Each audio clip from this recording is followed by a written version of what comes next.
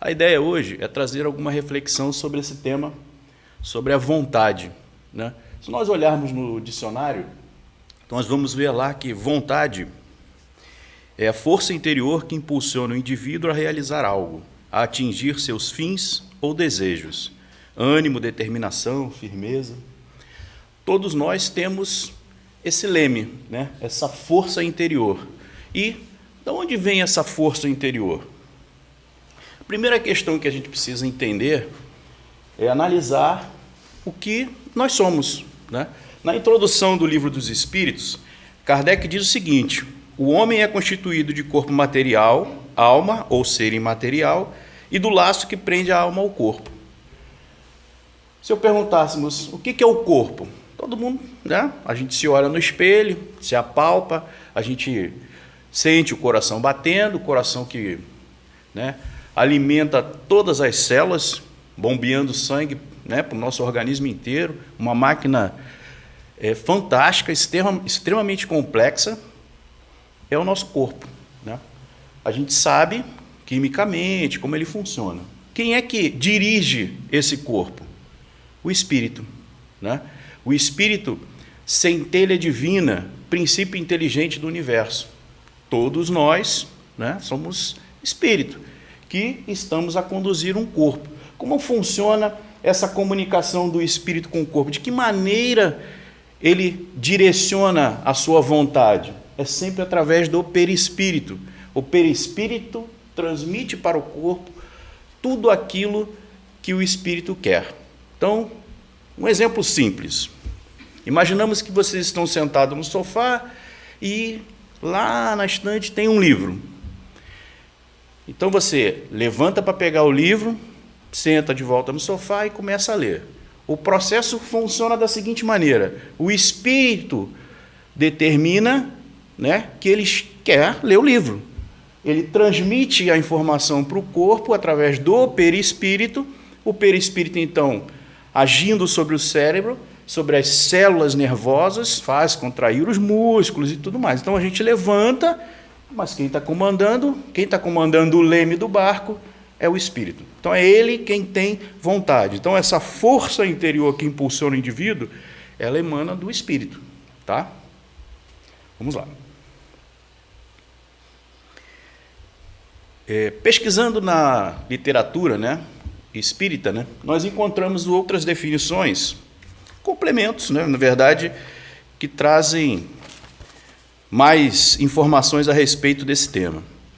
Então, Leon Denis, no livro Depois da Morte, ele diz o seguinte, que a vontade é a faculdade soberana da alma por excelência, é a essência mesmo da personalidade. Ou seja, é uma faculdade que ajuda a desenvolver todas as demais potências do espírito. Então, à medida que o espírito quer crescer, tem vontade, ele vai seguir o seu caminho, ele vai conseguir superar as dificuldades, porque ele está determinado. A gente vai falar um pouco mais sobre isso. No Livro dos Médiuns, Kardec diz o seguinte: a vontade não é um ser, uma substância qualquer, não é sequer uma propriedade da matéria mais etérea que exista. A vontade é atributo essencial do espírito, isto é, do ser pensante. Com auxílio dessa alavanca, ele atua sobre a matéria elementar e, por uma ação consecutiva, reage sobre seus compostos, cujas propriedades íntimas vêm assim a ficar transformadas. Então, é mais ou menos o exemplo que a gente acabou de comentar sobre como é que o espírito atua sobre a matéria, né? Vamos lá. Todos nós que estamos encarnados, né, aqui nesse planeta, ou vinculados a ele, nós temos afinidades, porque se não houvesse afinidade, nós não estaríamos aqui, tá? Nós estamos evoluindo já há milhões de anos e já conseguimos alcançar um certo grau evolutivo. Então, existem planetas mais atrasados que o nosso e existem muitos, muito mais adiantados que o nosso. No planeta de provas e expiações, uma característica comum é que os espíritos ainda são imperfeitos. Eles carecem, né, de fazer correções na sua moral, né? Tem imperfeições morais que geram, às vezes, dores. Faz parte do nosso trabalho de crescimento. Então, na nossa escada, no nosso crescimento evolutivo, a gente vai corrigindo esses defeitos. Kardec, então, pergunta para os espíritos, na questão 909, se a gente, através do nosso esforço, né, se a gente conseguiria corrigir o nosso barquinho para a direção certa. Então, ele pergunta lá, poderia o homem, pelos seus esforços, vencer suas más inclinações?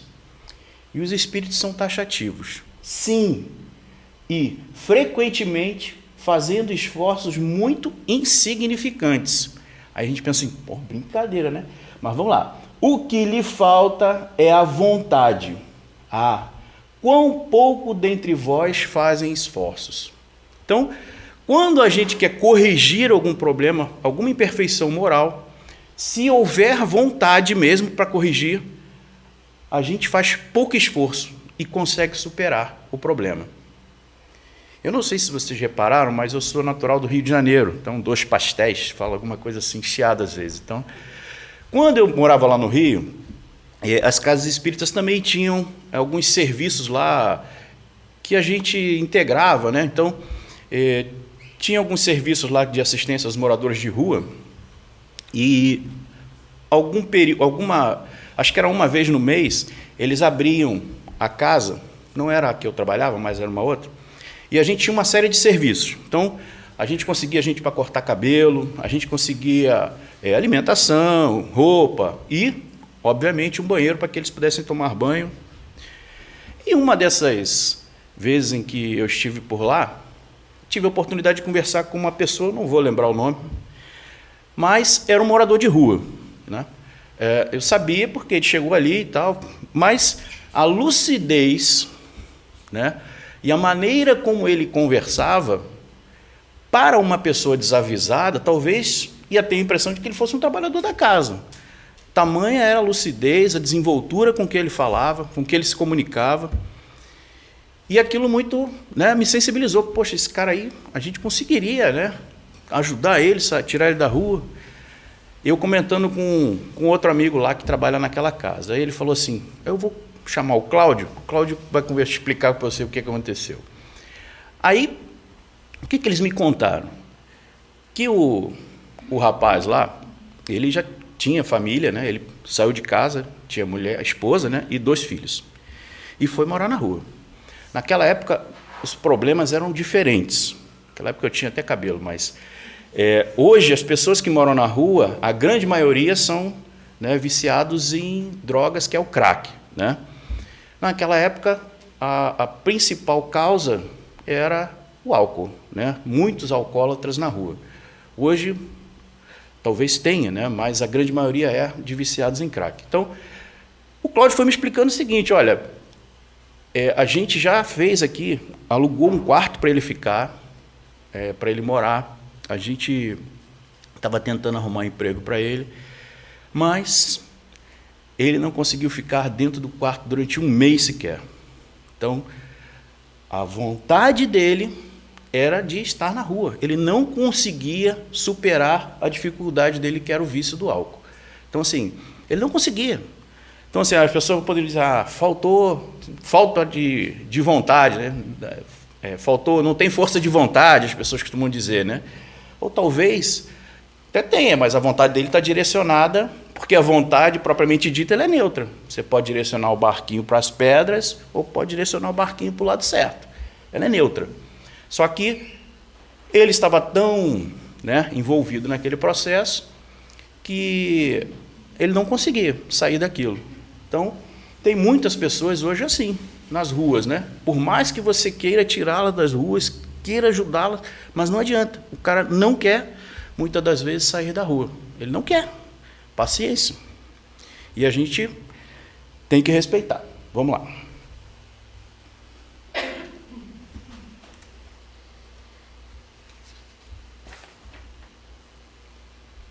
A vontade é a potência que desenvolve as demais potências.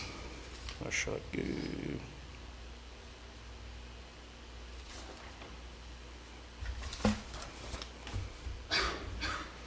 Sim, A vontade exercida no sentido do bem e conforme as leis eternas pode realizar grandes coisas. Está no livro Depois da Morte, no capítulo 32, do Leon Denis. Ou seja, quando a minha vontade está de acordo com as leis de Deus, a gente consegue fazer coisas extraordinárias, porque nada nos impede, e tudo parece conjugar para que a gente, por mais que venham problemas, a gente consegue superá-los. Então, todos saberemos responder que no caso dos vícios morais, vícios físicos, o que falta é a vontade, né? Perguntas que que a gente precisa fazer a nós mesmos. Por que ainda não vencemos a nossa preguiça de estudar? Por que ainda sentimos raiva? Por que ainda trabalhamos pouco no bem? Por que ainda curtimos um comentário maledicente? Então veja, são questionamentos que talvez façam com que a gente enxergue alguma imperfeição nossa que a gente precisa corrigir.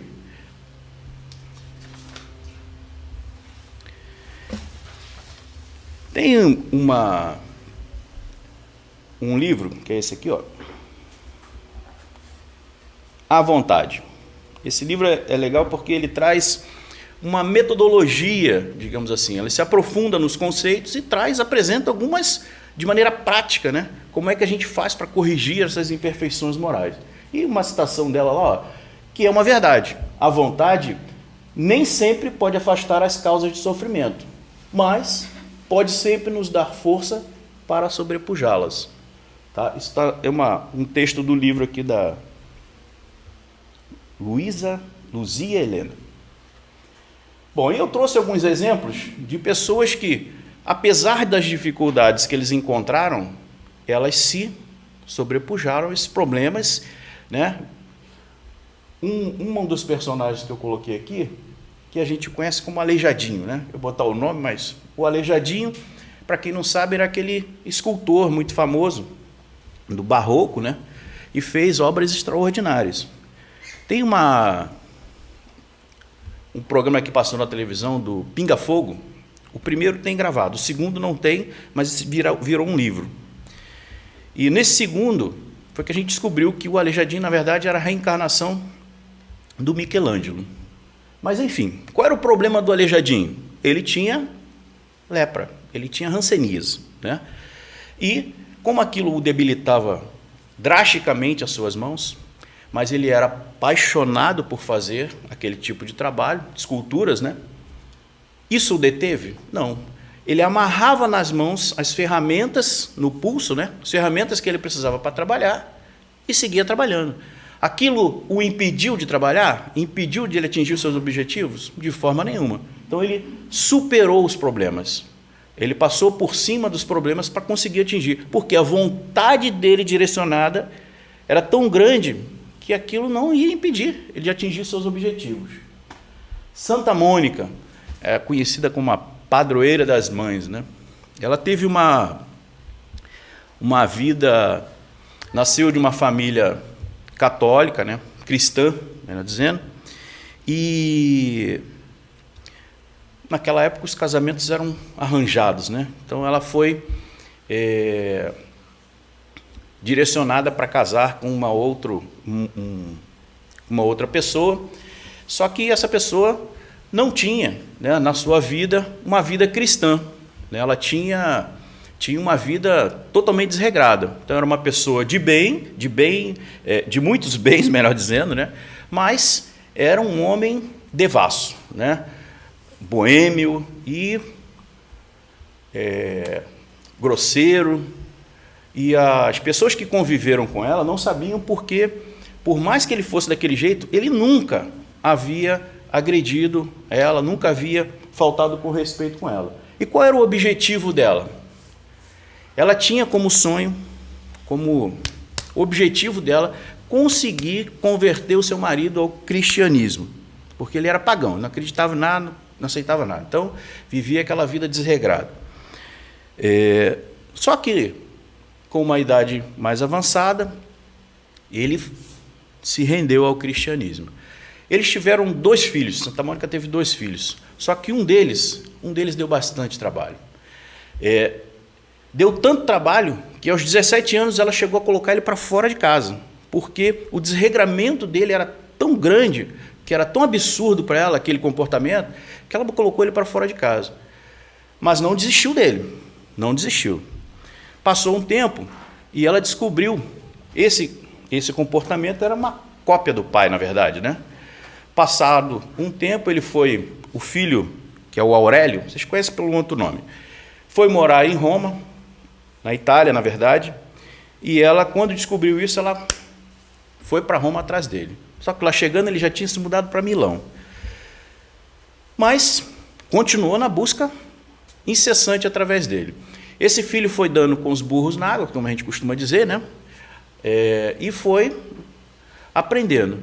Só que somente aos 33 anos, não dá para entrar por pormenores aqui, porque o tempo não nos permite, mas somente aos 33 anos, ela consegue a conversão do filho dela para o cristianismo. E a personalidade que era o filho é uma personalidade que a gente conhece, porque está no nosso Evangelho segundo o Espiritismo. Tá? A gente está falando de Santo Agostinho. Santo Agostinho era essa personalidade que, até os 33 anos, teve uma vida de desregramento, né, muito grandes. E no livro Confissões, que é o livro dele, em que ele traz uma série de informações a respeito da mãe dele, né? A mãe dele chegou a intervir junto ao bispo da igreja para ir conversar com o filho dela, porque apesar da inteligência, mas ele era avesso a essas coisas. Então, ali ele vai relatando a luta que a mãe dele teve para conseguir trazer ele à conversão. E uma das coisas que ela disse, olha, ela pedia a Deus para que não permitisse que ela morresse antes de conseguir fazer a conversão do filho dela, para que ele seguisse o cristianismo. Então, ela é considerada na Igreja Católica, né, uma santa, a padroeira das mães, que é conhecida. E trazendo mais para os nossos dias atuais, a personalidade de Jerônimo Mendonça. Jerônimo Mendonça, para quem não conhece, na doutrina espírita, ele foi uma pessoa que fez muita coisa, mas muito. Ele tem uma biografia que foi escrita por uma pessoa que conheceu, que trabalhou muito próximo dele, que ele é conhecido no meio espírita como o gigante deitado. Por quê? Até os 17 anos, ele tinha uma vida saudável, também tranquila, ele era cristão e tudo mais, ele se intitulava o Tarzan, na verdade, porque ele era um cara forte, altão, e certa vez um palestrante mediunizado disse lá para ele, olha, tem um recado aqui para o Tarzan, que as florestas de dificuldade estão por vir. E ele não entendeu o recado, obviamente, né? Passou um tempo e ele foi assistir um filme chamado O Vento Levou. Ele brinca, porque ele diz assim, quando acabou o filme, o vento levou inclusive as pernas dele, porque ele não conseguia mais levantar. Ele desenvolveu, a partir dessa idade, uma artrite reumatoide mais severa. Então, assim, ele só conseguiu voltar para casa carregado, ficou um tempo, foi pouco tempo, andando de cadeira de roda, e pouco tempo depois, ele não conseguia mais se locomover nem de cadeira de roda, ele tinha que ficar deitado. Então, ele passou a vida deitado, e foi bastante laboriosa. Quem puder e conseguir ler esse livro, chama-se Gigante Deitado. O Pedro está aqui, o Pedro trabalha na FEC, na livraria, ele consegue o livro para vocês.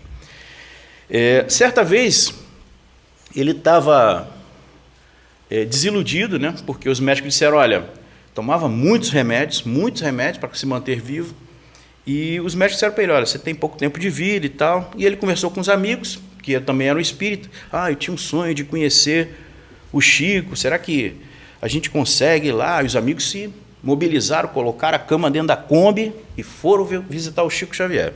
E chegando lá, o Chico o recebe, manda ele entrar com a cama e tudo, né? Obviamente, e pergunta para ele, mas o que está vendo, meu filho? Isso ele conta nas palestras dele do YouTube, se vocês puderem ver. E aí o Chico pergunta para ele, o que houve, meu filho? Não, Chico, é que eu estou viajando com o meu atestado de óbito, o médico me deu pouco tempo. Aí o Chico olhou para ele da cama, meu filho, O Emmanuel está aqui, mas ele está me dizendo que realmente seu problema é muito grave, mas não é esse aí que você está, porque ele estava com uma hemorragia, né? Mas você vai morrer, mas não é desse problema aí não, porque você tem um outro problema. Meu Deus, outro problema, tem um outro problema mais grave ainda. Mas que problema é esse, Chico? O Emmanuel está me dizendo aqui que você tem a síndrome do coitadinho. Síndrome do coitadinho? Como assim? A gente tem a impressão, né, de que a gente vê as pessoas, às vezes, com dificuldades de locomoção, alguma coisa. A gente tem, né? Coitadinho, né? E as pessoas, ao verem ele naquela situação, também, né? Coitadinho do Jerônimo, coitadinho do Jerônimo. E, ao repetir isso para ele, ele foi aceitando aquela sugestão. Então, ele se sentiu coitadinho. E o Chico explica isso para ele. Só que você não é coitadinho, né? Tua vida está por um fio. Aí eu vou te explicar. Existem fio de nylon, fio de aço, fio de tudo quanto é tipo. E trabalhando no bem, o fio engrossa, meu filho. Vamos trabalhar? Então vamos trabalhar. O Chico deu um passe nele, a hemorragia dele parou, e ele ainda trabalha, acho que mais uns 30 anos na doutrina espírita. Fundou não sei quantos centros espíritas. Ele viajava para um lado e para o outro. A mãe tinha muitos filhos, né? 5 filhos, sei lá. E a mãe dele dizia para ele: olha, meu filho, de todos os filhos, o único que tem deficiência é você, mas é o único que não para em casa, meu Deus do céu. Então, assim, ele teve uma vida muito laboriosa. Era um constrangimento. Você chegar aqui no centro, tem uma cama aqui na frente, o palestrante está deitado na cama, mas ele fazia tanta brincadeira, mesmo estando fazendo piada sobre a situação e falando de doutrina espírita, né? Que as pessoas saíam, né? Cara, meus problemas são pequenos, mas qual era a determinação dele? Qual era a vontade dele, né? De trabalhar. Simples, né? Então, essa é um breve resumo da história do Jerônimo. Bom, falávamos sobre Santo Agostinho. Santo Agostinho tem uma mensagem no Evangelho que ele pede para que a gente se analise, né? Quando chegarmos ao final do dia, que a gente repasse o nosso dia, né, em pensamento, se eu faltei com respeito com alguém, se eu fui grosseiro com alguém, né? Então ele fez daquilo, né, um método para que ele pudesse se manter equilibrado. Então, Santo Agostinho, para quem não conhece, ele é um doutor da igreja, ele se tornou um bispo da igreja, é o maior filósofo da igreja católica, tá?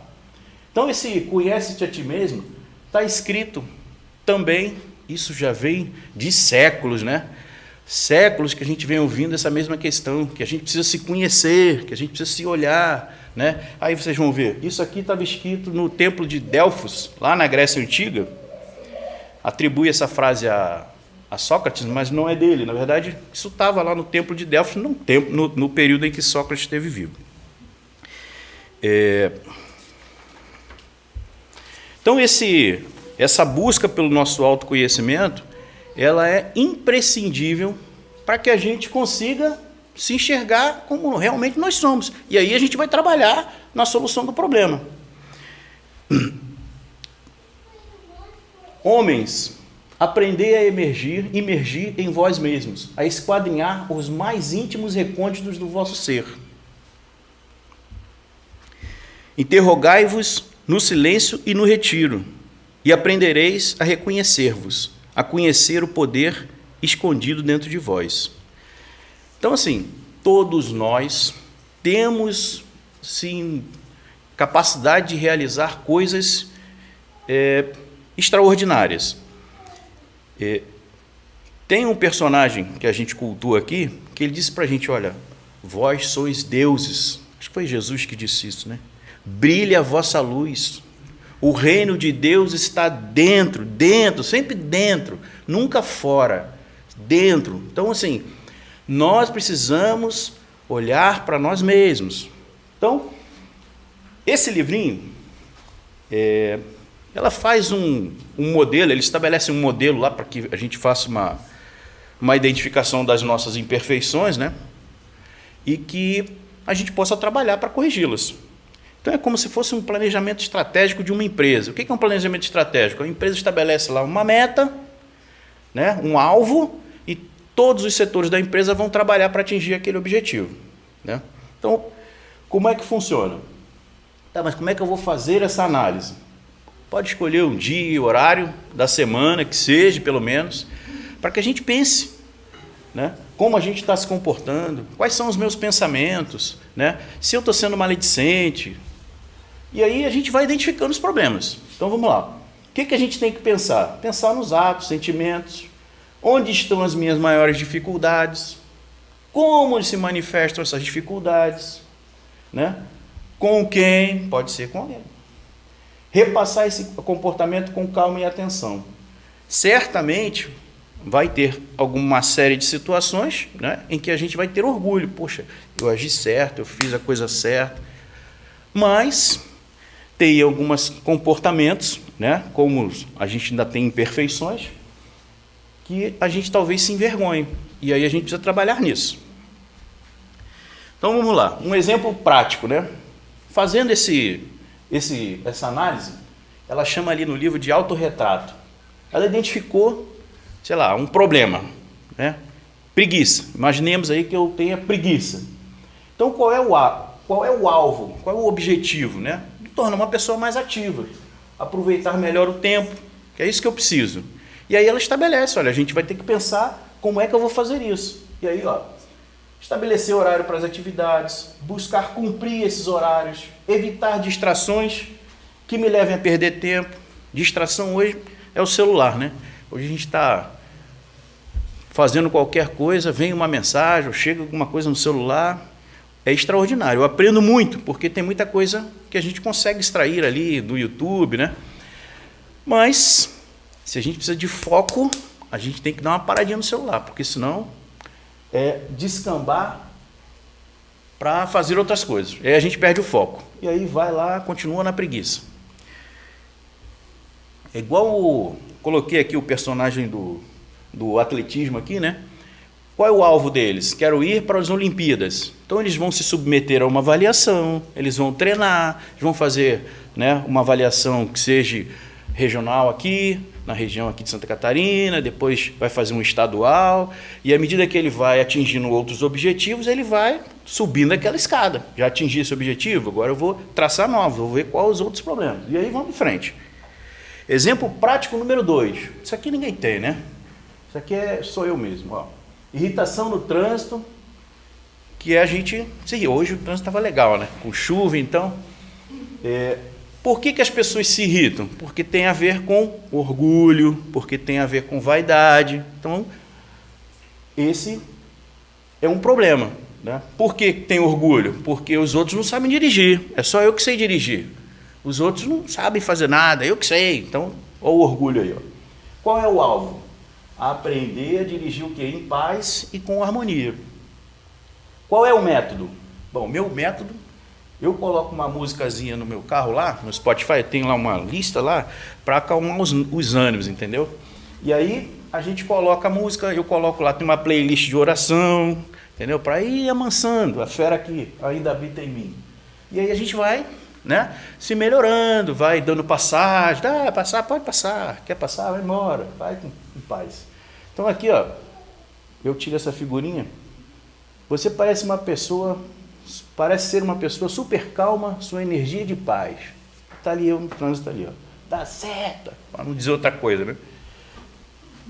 Bom, entre os recursos que nós temos para vencer, né, essas nossas dificuldades, no Evangelho segundo o Espiritismo, no capítulo final, onde tem uma coletânea de preces, Kardec, já sabendo disso, né, colocou ali uma série de preces, que também é uma ferramenta de apoio, né? Então ali, ó, prece para quê? Para pedir a corrigenda de um defeito. Prece para pedir forças de resistir a uma tentação, né? E também uma prece para a gente agradecer pela vitória alcançada, né? Por ter resistido à tentação. Querer é poder. O poder da vontade é ilimitado. O homem consciente de si mesmo, de seus recursos latentes, sente crescer em suas forças na razão dos esforços. Leon Denis tem um capítulo nesse livro chamado Vontade, que é o livro O Problema do Ser, do Destino e da Dor. Isso está no final do capítulo. Então, não vai dar tempo.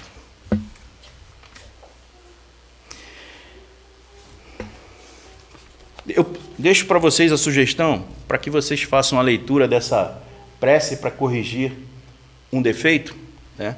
Que aí vocês vão ter uma... Acho que dá tempo de ler. Vou ler rapidinho para vocês. A prece é basicamente assim, ó. Deste-me, ó meu Deus, a inteligência necessária a distinguir o que é bem do que é mal. Ora, do momento em que reconheço que uma coisa é do mal, torno-me culpado, se não me esforçar por lhe resistir.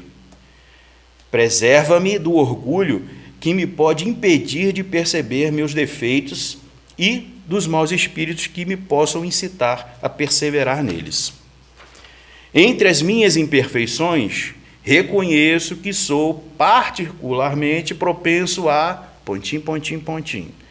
E, se não resisto a esse pendor, é porque contraí o hábito de a ele ceder.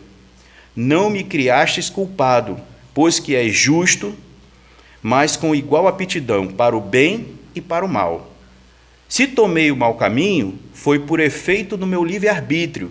Todavia, pela mesma razão que tive a liberdade de fazer o mal, tenho a de fazer o bem, e, consequentemente, a de mudar de caminho. Meus atuais defeitos são restos das imperfeições que conservei das minhas precedentes existências. São o meu pecado original, de que me posso libertar pela ação da minha vontade e com a ajuda dos espíritos bons. Bons espíritos que me protegeis, e, sobretudo, tu, meu anjo da guarda, dai-me forças para resistir às más sugestões e para sair vitorioso da luta. Os defeitos são barreiras que nos separam de Deus, e cada um que eu suprima será um passo dado na senda do progresso, que dele me há de aproximar. Ó Senhor, em sua infinita misericórdia, ouve por bem conceder-me a existência atual, para que servisse ao meu adiantamento. Bons espíritos, ajudai-me a aproveitá-la, para que não fique perdida e para que, quando o Senhor aprouver me retirar, eu dela saia melhor do que entrei. Bom, isso é uma sugestão, mas a gente faz uma reflexão, né? Bom, para encerrar, quando é que a gente começa a fazer essa busca, né, da nossa melhoria? Começar para já, né? Tem um livro, a gente vai encerrar agora, chamado Contos e Apólogos, do Psicografia do Chico Xavier. É o livro do Humberto de Campos. E lá tem um monte de historinhas. Tem uma historinha chamada assim, ó, Nos Domínios das Sombras. Resumidamente, havia lá no plano espiritual um grupo de espíritos, né? Me diz ali, espírito das sombras, né? Enfim. E eles tinham como objetivo, eles queriam acabar com uma atividade lá de um grupo espírita que estava esclarecendo as pessoas, trazendo lucidez para as pessoas, enfim. E aí eles fizeram lá uma assembleia. E os grupos foram dando sugestões. Por que a gente não faz tal coisa? Aí o soberano lá disse, não, isso aí não vai servir, porque eles fazem isso, aquilo, outro. Por que a gente não faz isso, por que não faz aquilo? Eis que alguém sugere que vamos dizer para eles, né, que a reencarnação existe sim, existe. Deus existe sim, existe. Mas vamos dizer para eles que o que a gente não faz nessa vida, a gente pode deixar para a próxima. Vamos sugerir a eles para que eles deixem para a próxima, não tem pressa. Não é uma determinação de Deus que vocês vão se tornar perfeitos? Então vamos com calma, não tem pressa. Aí o soberano, meu Deus, que excelente ideia. Então, é para ontem que a gente precisa se melhorar. Não é para amanhã, nem depois de amanhã. A gente precisa começar já. Então, é lógico que não dá para se aprofundar no tema, mas o importante é que a gente tenha passado aí uma ideia. Muito obrigado pela paciência dos senhores e ficamos por aqui hoje.